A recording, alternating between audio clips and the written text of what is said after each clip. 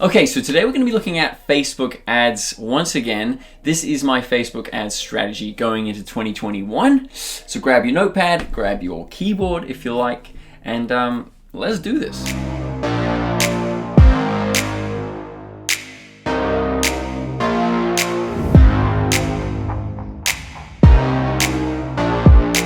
So pretty simple really, straight off the bat. The first thing to do with Facebook ads is to make a high converting ad. So that's step one.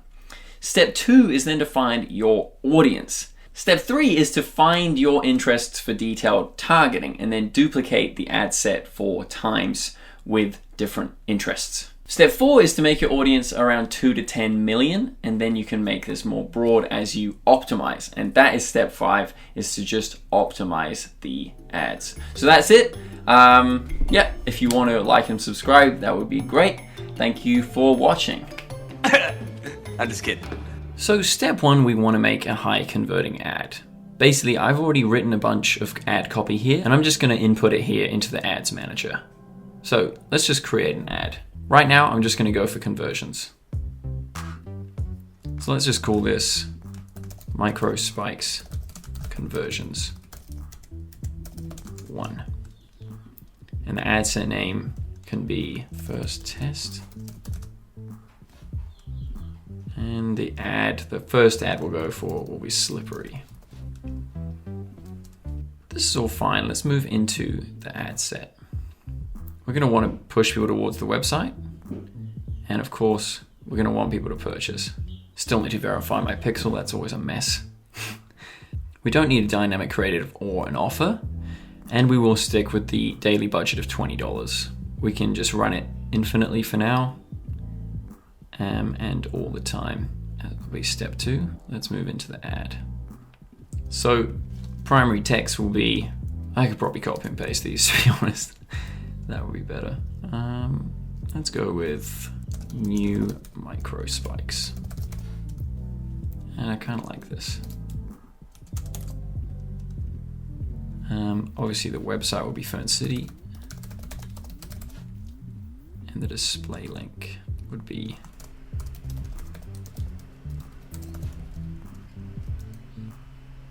So there's 2 schools of thought with a call to action. You can go with reverse psychology for learn more. That's just sort of enticing people to come and explore your store without putting too much pressure on them. But then when they arrive on the store, hopefully they get converted through your landing page. The other idea is to just be honest and upfront and just say shop now, which also adds a bit of pressure. It's encouraging people to do what you want the ad to do, which is to buy from your store. So with the pixels right now, sorry if this isn't evergreen. At the time of recording, the iOS 14 update is coming into place. There's just a bit of disassociation with Facebook through Apple, so I need to verify my pixels. But usually the pixels would be just set up. So let's just put in some media as well. Just for the simplicity of this tutorial, I've just got a thumbnail. What I would recommend obviously is using a video.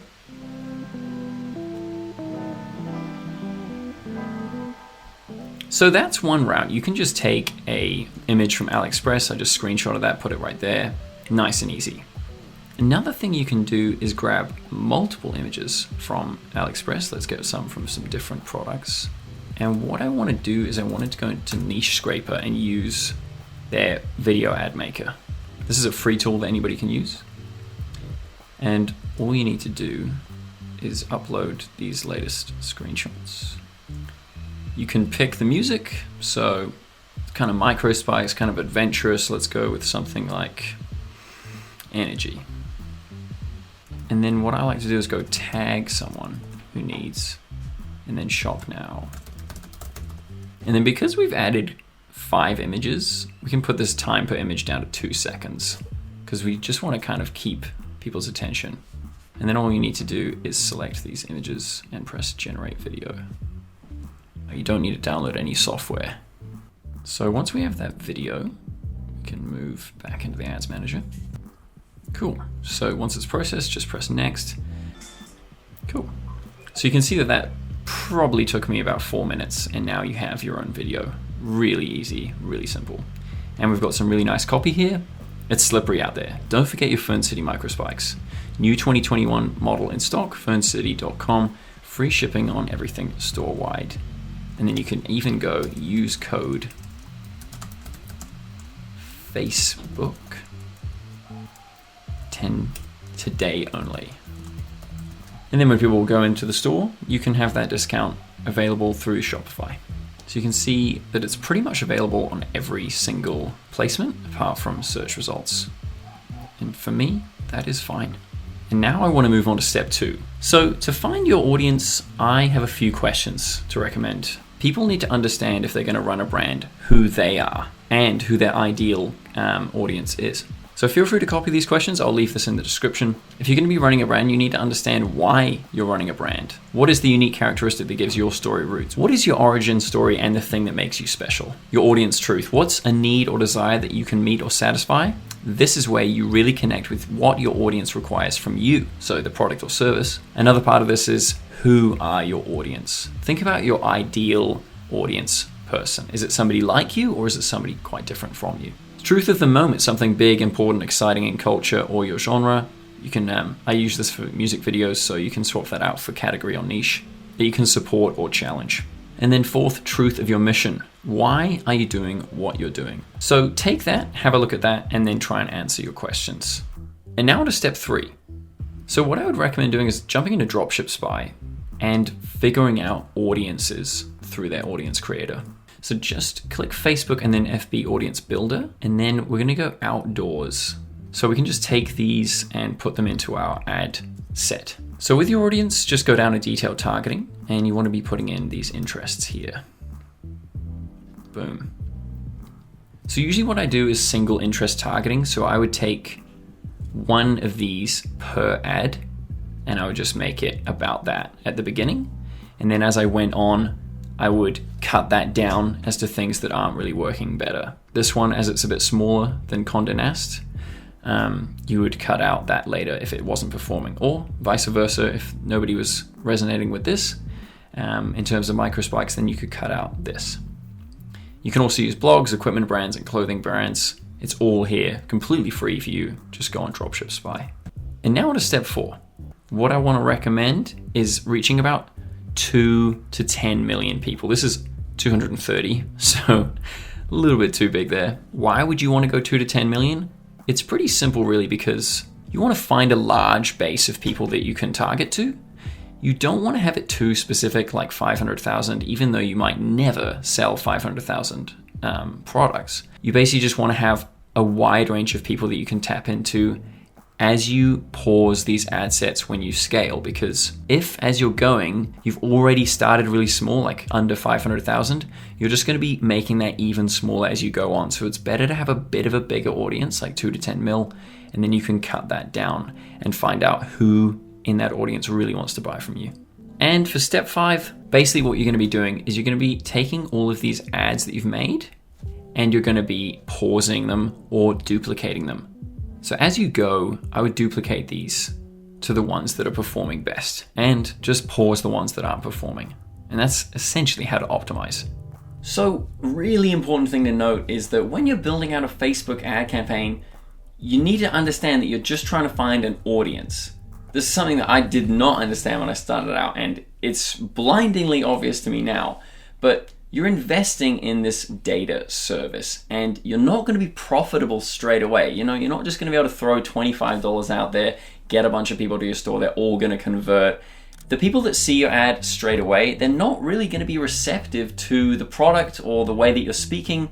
You need to take your time, and unfortunately it's going to cost a bit of budget to actually reach the people that you want to reach with a Facebook ad. And in terms of budget, this might actually be like $100 to $300 over the course of a week or a few days before you actually come across that receptive audience that's going to resonate with you and your brand and your product. Think of it like an investment. You know, you need to go into it with positivity, and once you get past this investment, you will have a gold mine, and that is an audience. Emails are solid gold, audience members are solid gold. People that come and actually get on with your brand, people that enjoy your brand and want to come back again, that is a golden ticket.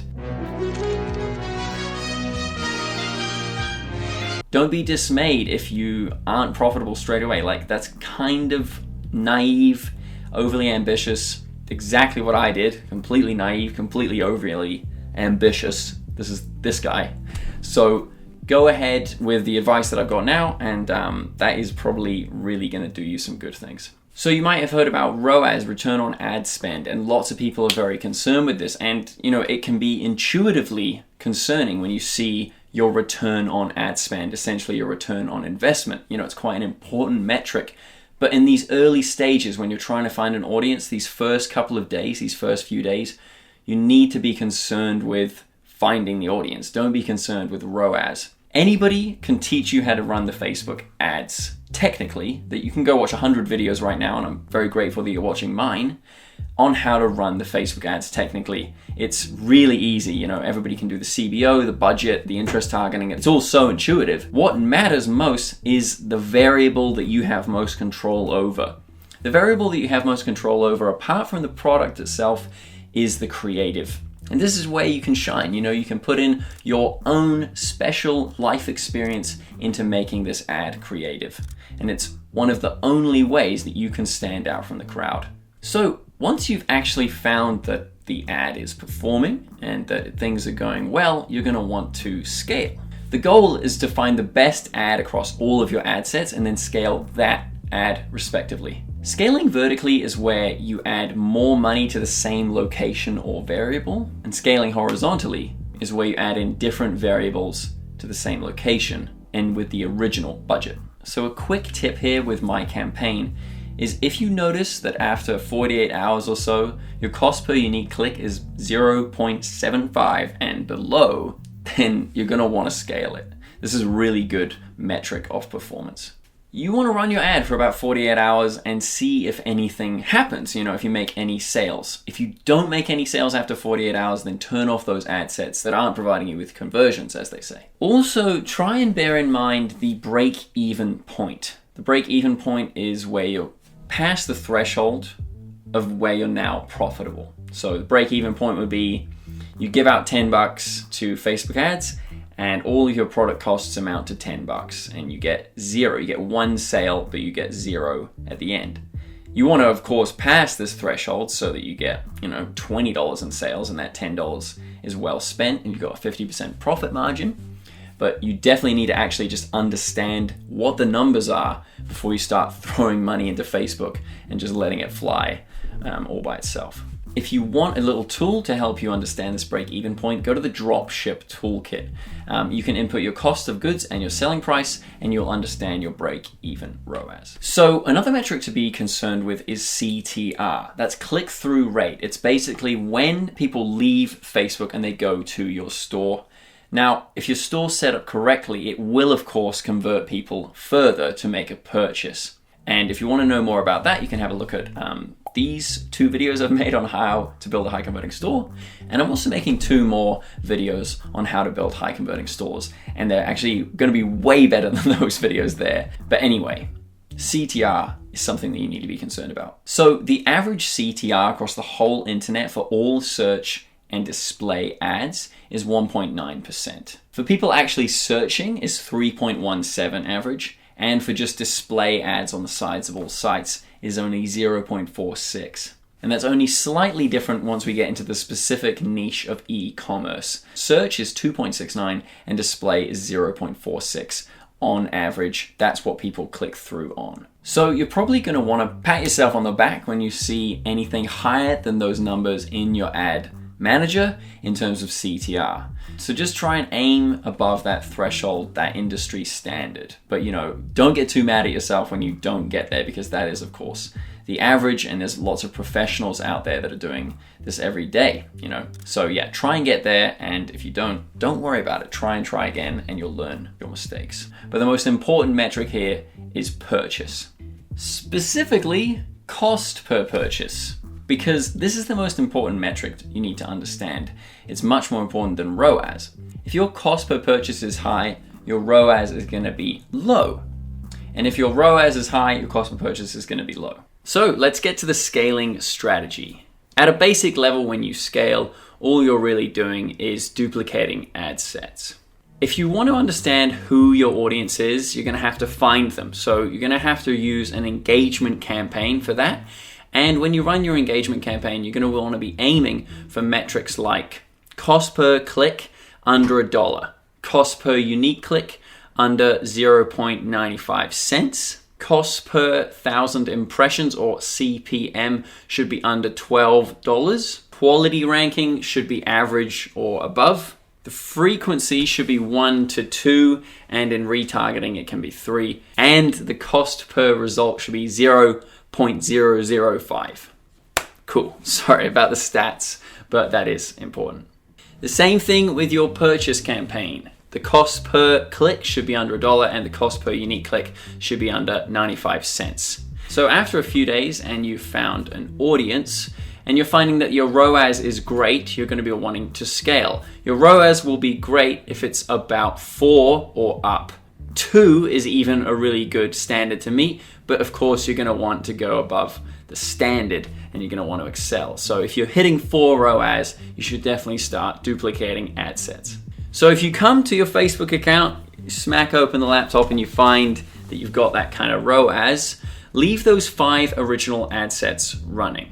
Add 2 ad sets, change the interests to something different, and make sure they're at $20 budget each. And scale your best performing ad set from the original ad sets. Double that budget from $20 to $40 a day. If any of these ad sets after the first day, I would actually probably recommend after 48 hours, if any of these ad sets have got no sales, I would turn them off. Otherwise, you're just putting your budget down into a dead end. Now, let's hypothetically say you're at day 2 of this scaling. You want to up the budget from $120 to like $280, or if you've got the money just around that sort of watermark. You don't have to actually follow these digits by the number, but you kind of just want to inject a large amount of budget to maximize on these ads that you have built already are working really well. So go ahead and duplicate them, increase the budget. You want to narrow down the placements. So this is particular to your niche and of course the product and the creative, how actually you're marketing it to people. So different creatives, different products, and different niches work best and they work worst on different placements. So, I would probably be going for the Instagram stories, the Facebook stories, and the feeds, the Instagram feeds and the Facebook feeds. If I had great engaging little videos that worked well when people are just scrolling past, you can have like a really cool hook pattern interrupt that gets people attention. Or maybe a nice ad copy would work well in a Facebook group where you can just tell a story, describe the benefits of your product, explain why it's better than the old way, and go in through that placement. But of course, this is up to you. It's going to be where you are in the scheme of things. If you've got a good video ad creative, of course, use it. If you don't, you're going to want to experiment with the other placements. But yeah, that's kind of just something that you should be thinking about on the second day. Probably the main thing to remember at this point is don't listen to the guru. I'm not a guru anyway. I don't really like that word, but I am somewhat an authority figure. You're listening to me on YouTube, but at the end of the day, it's your business. This does happen a lot with beginner dropshippers, is you put in way too much money on something and you lose a bunch of money on Facebook ads. Just test things, take it slowly and see what interests work, what kind of copy is performing, what kind of creatives are performing, the images, the videos, and the demographics and whereabouts you're targeting it to in relation to the planet, which countries you're targeting it to. Don't put that budget up really high to like 280, like I said earlier, if you're not absolutely seeing these good metrics that I've discussed and that you're actually like feeling right about this. If your intuition is saying like, I've got something good here, this is a good product, this is a good little audience that I've got, let's go for it, then you should scale it. Yeah, of course, sounds great.